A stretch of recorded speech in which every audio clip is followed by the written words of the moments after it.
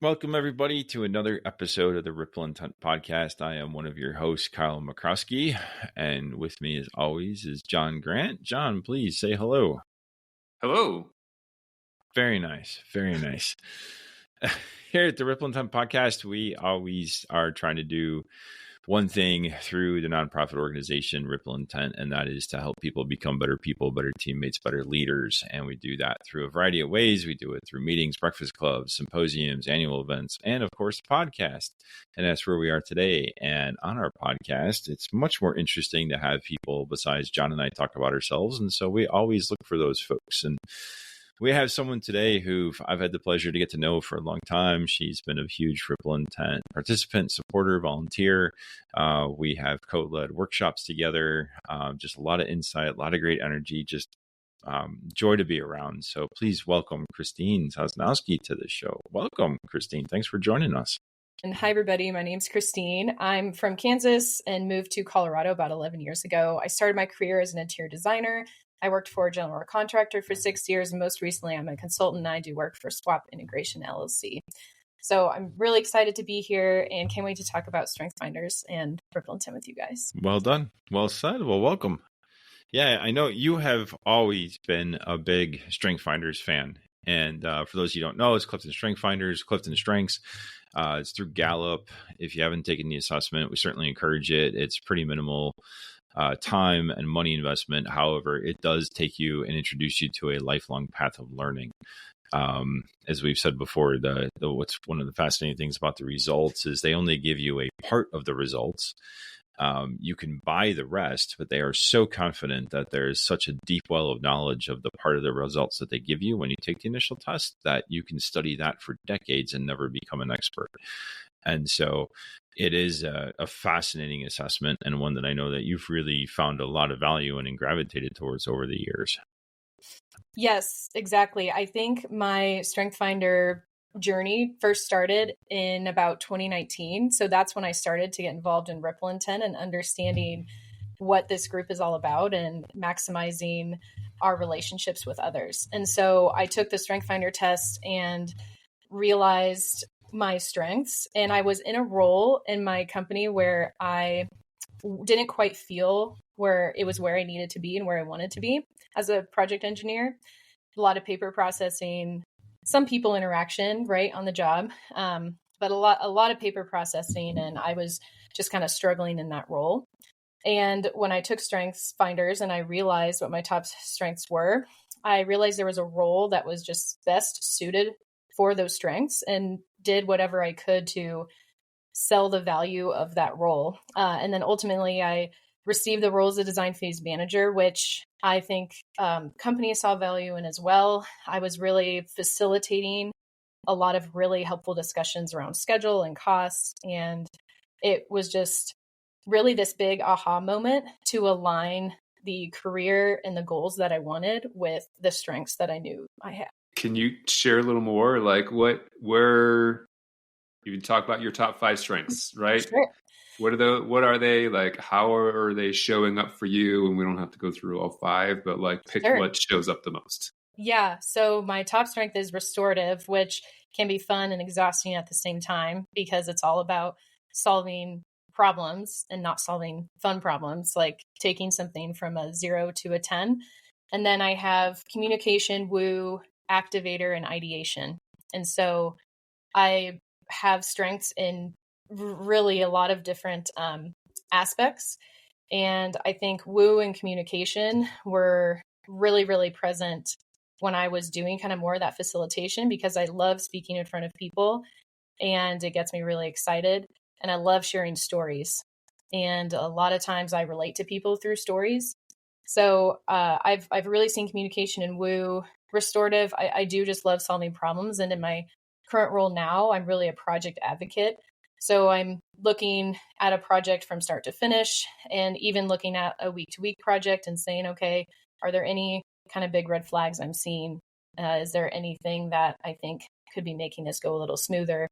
So yeah, I think those 3 have really shown for me. I think in my personal life, I think restorative and ideation have been a fun couple of 2 to discover together because if I see that there's a problem, I'm kind of attached to it and interested in it. And sometimes I create problems when there aren't any, which I'm sure is fun for the other half. But I think with ideation and restorative together, I'll see a problem and I'll be passionate about that problem. And then we'll come up with, 10 ideas for how to fix it real quick. And sometimes that can just be a lot to handle on the receiving end. And so I'm still learning about how I can really lean into these strengths and make them complement me and my husband as much as possible. But yeah, I've seen so much benefit from doing strength finders, both in my personal life and in my work life. That's awesome. And you touched on there that knowing like when your restorative and your ideation is in full blown mode, that it can be really intense for somebody on the receiving end. And I think that really goes to the heart of what self-awareness really means is if you can recognize when your strengths are on overdrive and you're in the flow, you're in the moment, you're just in the groove and everything's going awesome. The people around you who don't have those strengths may be like, what the hell is going on? Or what is she doing? Or how is this? It may be complimentary. Like you find your people and they're like, yeah, this is awesome. Let's go break stuff. Cause then we can create all these ideas on how to fix it. And it would be so fantastic. And other people are like not experiencing it that way. You're like, this is a little intense for me. Right. And like, I don't know what's going on. And so how has that, I'm just curious to know how, because you describe it almost as though like you're an expert in yourself, which it sounds like you are, but a lot of people who might be just starting or somewhere along that journey might be like, holy cow, man, she really knows herself. How do I get there? Yeah, I think that to start, so the assessment was really helpful. I read the book, Strength Finders, and just was reading your strength at its best and your strength not at its best, right? At the worst. No, but I think that book was really helpful because your kryptonites, that's the word that I was looking for. So your strength at its best and its kryptonite. So I actually really thought the kryptonites were interesting because that's kind of like where you can problem solve, right? My restorative is like, ooh, kryptonites. How can I like try and get rid of those and maximize the good part of the strengths? So that really helped me learn, okay, I see what I'm doing and I see how it could be really intense for somebody else. Also, what I like to do is if there's somebody I'm working with really closely, I'll ask them their strengths and I'll read up on their strengths and say, okay, here's what I can look out for something that I might see or something that we might interact with. And here's how our strengths could potentially collide. I will say, so I have done a series of Strength Finder trainings with Bert and a couple other individuals. And then I love when we talk about Strength Finders at the conference. That's one of my favorite parts, to do a deeper dive into it.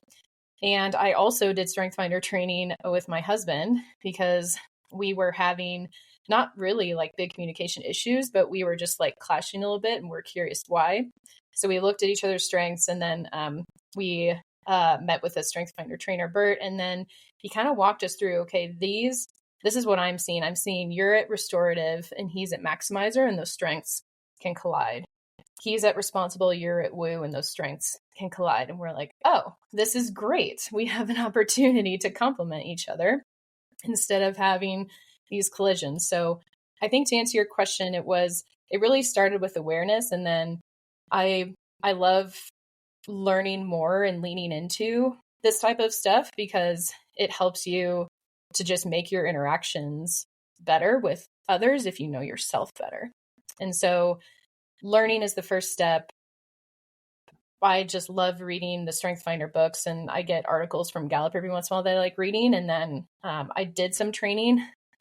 Obviously you don't have to do training to become an expert, but it just helped me and my relationships a lot. So do you develop triggers for yourself, right? So part of that understanding, right? How I'm wired and how I'm showing up.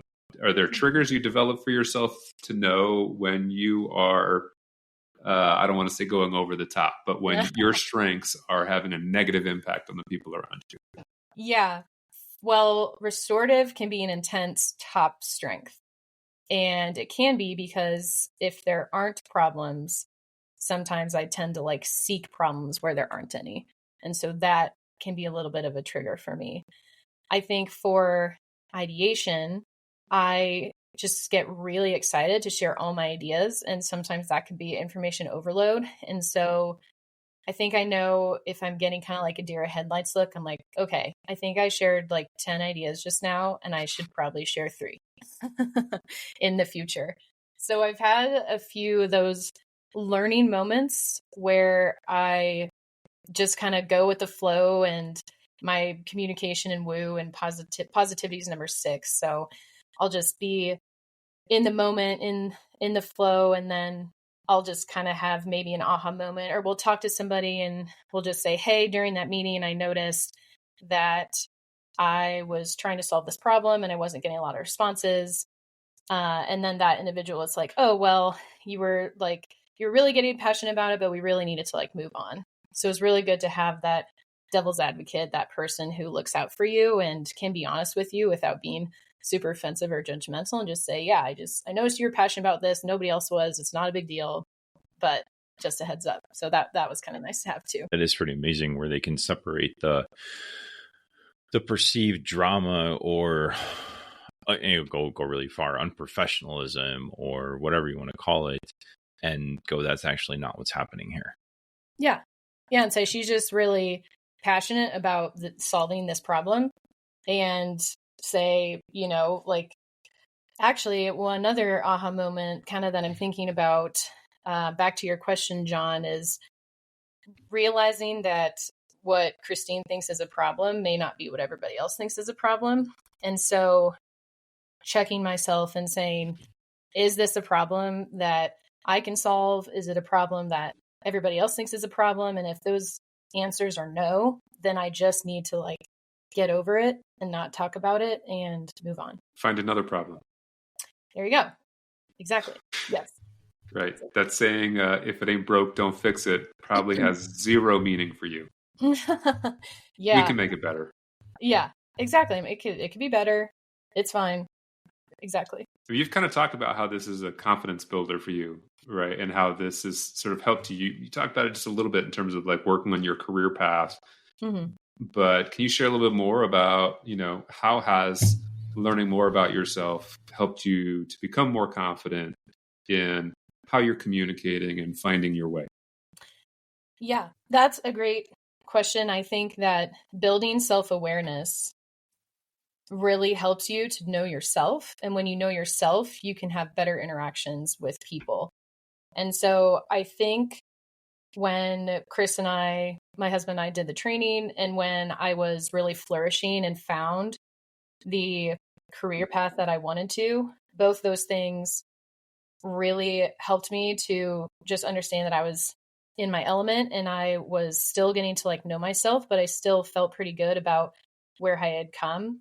And I just found that alignment in my personal life and in work. And sometimes you don't always have that, but I think for me, I really try and surround myself with like-minded individuals as much as possible, people who are really passionate about making relationships better and focusing on the people part of it, right? And helping each other to get better and making each other better people. So I think by surrounding myself with those individuals, it has really helped boost my confidence, because I am passionate about helping people understand themselves and just being better people in general. Awesome. Well, and, even some of that too, again, right, with your professional journey, right, you're making these handful of transitions, and even sorting through like, where's my role? What does this look like? How do I live and thrive, in the construction industry? Mm-hmm. So yeah, I mean, because I think what I love about the journey you've gone on is that other people are struggling as well. They're in a similar boat. And so you've actually used this to fuel, your pathway in getting there. And so hearing from you, right, about how you've done that, I think it's just inspirational for everyone else. So yeah, I'm really curious, right? In moving through that, right? So working for the GC, you're a PE, you're a PM, kind of like heading towards the traditional path.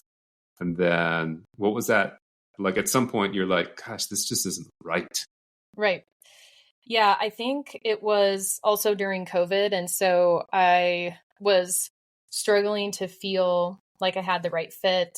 Obviously, 2020 was a little bit of a shit show. Sorry for cussing. But I think I was just questioning some things about myself. And I gave it about a year. And I don't think I told myself it was going to be a year or anything like that. But I kind of hit a break point when I was like, I just think there's something better out there for me. And I had conversations with very similar like-minded people who knew their strengths and were what I thought were pretty aligned as far as strengths and career goals, or strengths and leadership. And I just really looked up to them. So I talked to a few mentors in the industry and was just kind of like, I'm really struggling here and I'm not sure how to approach this. And, I loved my company and loved the values and the culture and everything like that. So after those conversations, I just kind of sat down and I said, okay, I think that this other role is what I want. And I think I want it here. And I think it suits the company and me. I wanted it to be mutually beneficial, not just, oh, this is best for Christine. Let's make this happen for Christine. Like, this has to be mutual.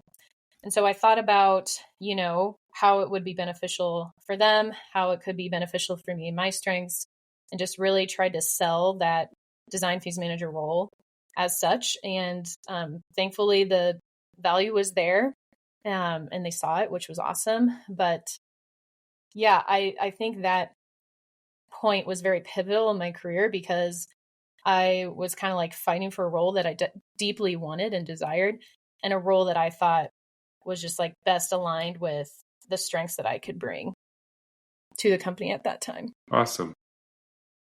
And yeah, it worked. Seeing the business need connection that aligned with your strengths and being able to speak to that is pretty insightful, and it certainly makes the alignment that much easier. Mm-hmm. Definitely. Yeah. And I definitely had weaknesses. Like, I wasn't really specifically an expert at looking at budgets and bid tabs and scoping out multiple bids. I wasn't super good at that, which I know like needed to be a part of my job, but I really tried to focus on the relationship part and facilitation part and how beneficial strong facilitation can be for projects and for individuals. And I think that was really important too. No, that's great because, I mean, for all of our listeners, right, there are always parts of your job that don't necessarily, like, they're tasks we have to complete. They're part of the job responsibilities that don't necessarily fulfill you.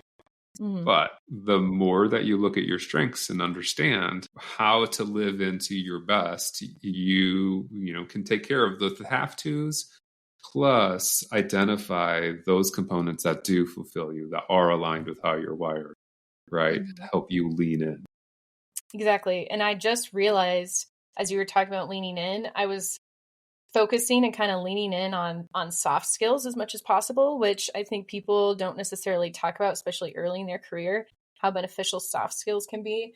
And when you talk about strength finders and solving problems and telling stories and thinking of ideas, like, those aren't necessarily job descriptions, right? And responsibilities for a job, but they are really, really important soft skills to have. And so kind of capitalizing on those and capitalizing on your strengths, I think, can definitely set you up for success or really get you to where you need to be. Absolutely. That's an interesting point where you see a disconnect, or not a disconnect, but a gap or a void between the abilities that you bring because you know your strengths and you can lean into them, and the expected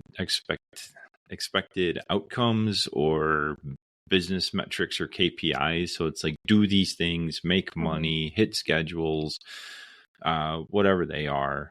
And you're like, okay, so if I say I bring these different things to the table because I know my strengths, they may help me get there, but it's not always stated that those are valuable. It's more of the tangible stuff that's important. So what I'm hearing you say is in that example, and then in organizations and in projects, cultures, teams, often the outcome is what's important. How you get there is either determined accidentally or with intention by the people doing the work. Exactly. Yeah. And I think it was maybe 2 or 3 conferences ago, I was having a really good conversation with somebody. I think they worked for Boulder Associates. I can't remember, but they had an architecture background, and we were talking about how speaking in public and leading a meeting is a really important soft skill. And strength finders aside, we were talking about how that person didn't enjoy doing that, but they were in a project manager role. And so that was the expectation for them, was to lead various meetings and to facilitate conversations. And they were like, I don't feel comfortable doing it. I'm just told that I need to do that. And I think that happens for a lot of people, right? You're just trying to lean in, but that's not your comfortable spot. And so I think that maybe in their situation, like having more of like a product manager role or something that's more like getting your hands dirty and like diving into the product would be like best suited. But I don't know, that goes into a whole different rabbit hole. It was just a really dynamic conversation though. I think it's important to figure out some of those pieces, right? So, the more you learn how to communicate your strengths, that helps to clarify for you and your supervisors your career trajectory, right? I mean, there are some natural promotion pathways, right? So going from an architect to an architect project manager, right, to an executive, right? So there's some natural pathways that are already built in the industry, but not everyone fits in the natural pathways. So you, unless you spend that time to create the self-awareness and, really get a better handle on, man, they're making me do this piece. And I really don't, that does not satisfy me. That's not how I feel like I'm wired, right? But you have to learn how you're wired, and you have to spend the time learning how to communicate it to be able to advocate for yourself for a potentially alternate pathway.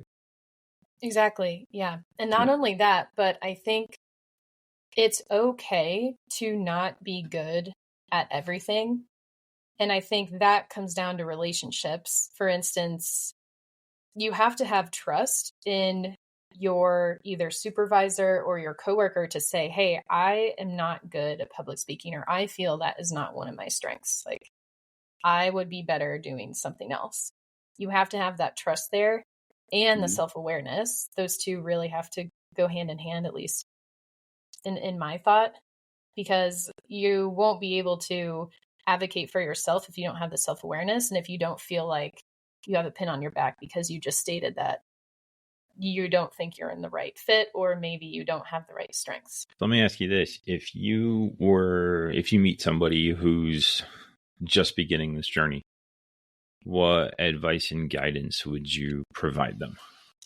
I would say if they've just completed the report, I would encourage them to really look at your strengths at the best and the kryptonites, which was just really helpful place for me to start, because that does wonders for your self-awareness. And you can see, okay, here's my strength at its best and not. And you can kind of start to define those triggers. And so I liked that question, John, because I think the next step after that is really identifying moments and having like little aha moments of where you see your strength really flourishing and where you see really kind of like hindering a little bit, right? And hopefully not in a terrible way, but hopefully it's just like, oh crap, maybe I was too, I dove too deep into that, or I want to solve this problem and nobody else was interested in it. So I think I'd start with those two. And then I think the more you learn about yourself, the more impactful your relationships will be. And so I think last, you could do training. I would definitely encourage breakfast clubs, but I would just say also surrounding yourself with like-minded people who are also wanting to build their self-awareness and help others learn about themselves was helpful for me in my career too. So that's really helpful. Just to be clear, like-minded, as in you don't have the same necessary strengths, but you want to explore and try to figure out this together. Yeah, exactly. Okay. Mm-hmm. Yeah, because I could just see a whole bunch of people that have communication and ideation just be like, oh my gosh, I can't be around that group. Too much. Too much. That would be super intense. Yeah. 10 stories all at once. Right? All this external processing and Yeah.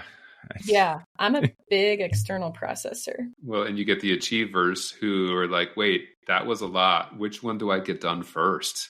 Yeah. An activator, we didn't talk about that very much, but I love starting things and I don't really need to have a list. And that can drive people crazy. Or a plan or an idea when it will be done. Just like, let's start it. If we fail, we'll just start something else. It'll be just fine. Yep. That's awesome. Nice. Well, that's really helpful. Yeah. Go ahead, John. How has this impacted how you communicate with other people? So, all right. So communication is one of your top 5, right? So in theory, that's easy. That's helpful. But like where you see, so as much as you're comfortable talking about it, you mentioned, colliding strengths with your husband, right? So take that or something else. I'm not necessarily looking for the triggers because we talked about that a little bit, but like, how have you seen an impact in terms of how you're communicating with other people? Does it become one of, I ask because like with my wife, when we've had to like start becoming intentional in our conversations to say, I'm asking you to do something or I'm asking you to listen. Yes. Right. And so that the person receiving can react. Right. Do you have something similar or like, how does that work for you? Yes. And I think an example is, for instance, we just talked about it, but with activator, starting things is my specialty, not so much finishing things. So sometimes there'll be like 4 or 5 projects that are started. And so the communication piece of that is really being proactive instead of reactive as much as possible. And saying like, hey, I started this and I know I haven't finished it yet, but I plan to. Or, hey, I started this and I don't plan on finishing it. Is there any way you could help me? So just being honest and proactive about that, because, and that's isn't something that I'm necessarily super good at. And I try and work on it as much as possible because sometimes it's easier to not communicate, but then it can boil into something that you don't want it to. So always better to just be proactive about that. And that I think that's kind of what I've learned over time. I also think setting boundaries is really healthy, right? Setting boundaries of like, okay, I know that this is something that I'm trying to work on, and this is something that causes us maybe a little bit of stress in the past, but just like bear with me and help me to just help me with patience and just help me with patience, basically. I don't know. I think basically just pushing communication to the forefront has been really helpful. No, that's great. It's helpful to hear, right? Because that's one of the beautiful parts of the self-awareness, right? As long as you keep the mindset of, I guess the mindfulness of keeping that at the forefront, right? Then you can better take care of the people that are around you.